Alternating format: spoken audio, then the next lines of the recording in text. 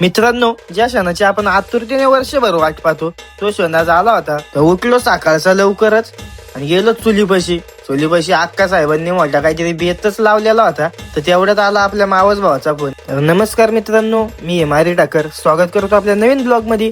मावस भावाचं म्हणलं जरा नियोजन काय बघा होतं. मावस भावाने डायरेक्ट घरीच धडाक घेतली माया.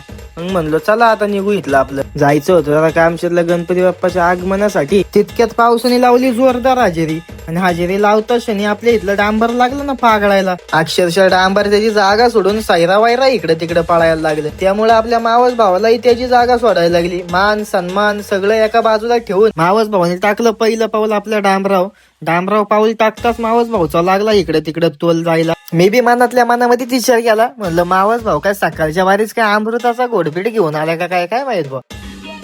समझ रहे हो ना. उंटागत मोठ्या डांगा टाकत मावस भाऊ निघाला अखेर बाहेर. तितक्यात मारली आपल्या गाडीला किक आणि निघालो एकदम ठीक.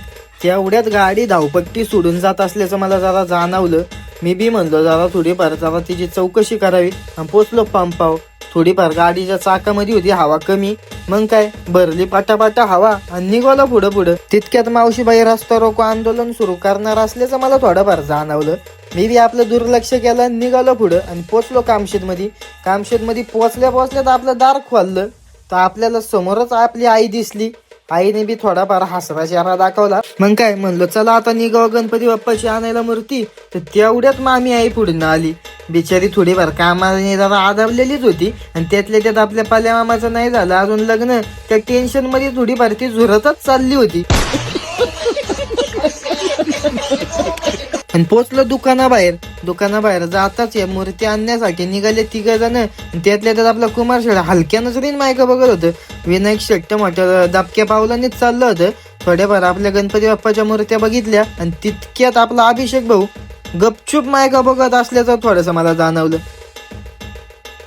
आणि तिकडनं मला इशारा ठोकीत होतं, थोडंफार मला बी घे ब्लॉग मध्ये, थोडंफार होईल मी पण फेमस तुझ्यामुळं. मग काय म्हणलं त्यांना, भाऊ दाखवा आता आपली मूर्ती, आम्ही पण निघतो आता घरच्या दिशेने. एवढं 2 शब्द बोलतच होतं आणि थोडी गणपती बाप्पाची व्हिडिओज घेत होतं. तर साधे ना सगळी पशार इकडं तिकडं शोधित बसलो. तर मला कुठंच गावा नाही. थोडासा खाली आलो म्हणजे नेमकंच केकचं खाली होतं दुकान उघडं. म्हणलं ह्याच्यामध्ये घुसून बघा आहे का. इथं मध्ये गेल्या 3 मोठे डाकू मला दिसलं. ते थोडंफार कामच करीत होतं ते.